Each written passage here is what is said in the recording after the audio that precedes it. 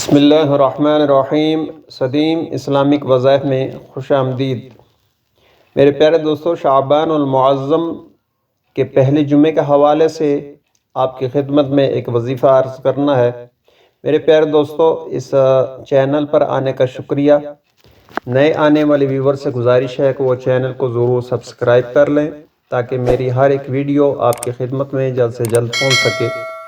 اس کے علاوہ میرے دوست جو ہیں وہ لائک اور شیئر بھی کر دیا کریں، اور لائک اور شیئر کرنے سے کسی اور کا اگر بھلا ہوگا تو اس میں آپ کا حصہ بھی لگ جائے گا۔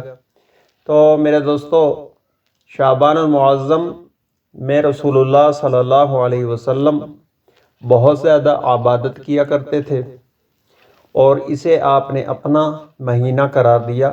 آپ کا ارشاد مبارک ہے کہ شعبان میرا مہینہ ہے، تو اس میں آپ رسول اللہ صلی اللہ علیہ وآلہ وسلم بہت زیادہ عبادت کیا کرتے تھے، اور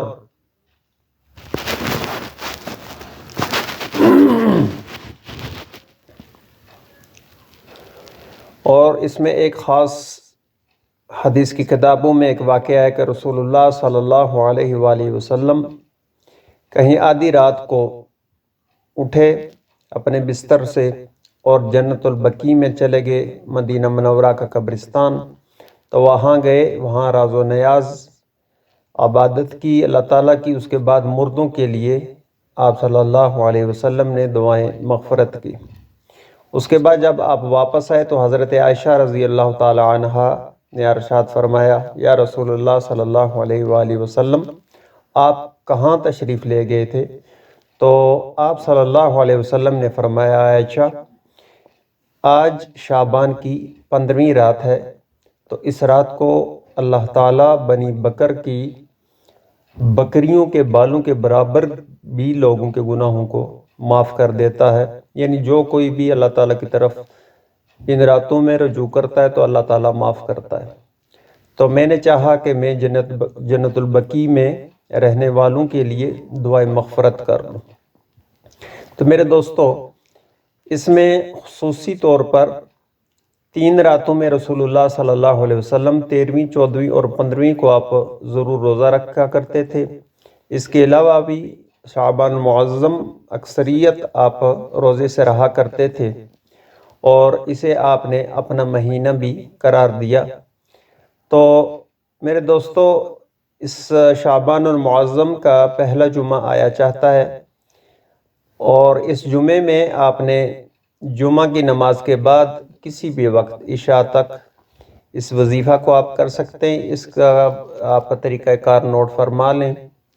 سب سے پہلے آپ نے 7 مرتبہ درود شریف پڑھنا ہے۔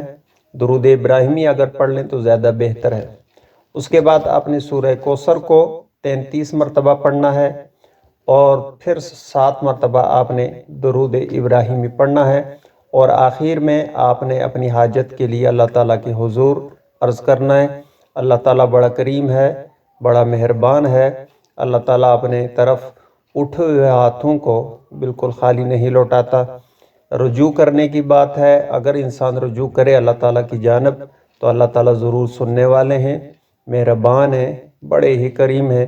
میرے دوستو، آج کا وظیفہ اختتام پذیر ہوا، تو آئندہ انشاءاللہ کسی اور پروگرام میں کسی اور وظیفے کے ساتھ آپ کی خدمت میں حاضر ہوں گا۔ تب تک کے لیے مجھے اجازت دیجیے۔ اللہ حافظ۔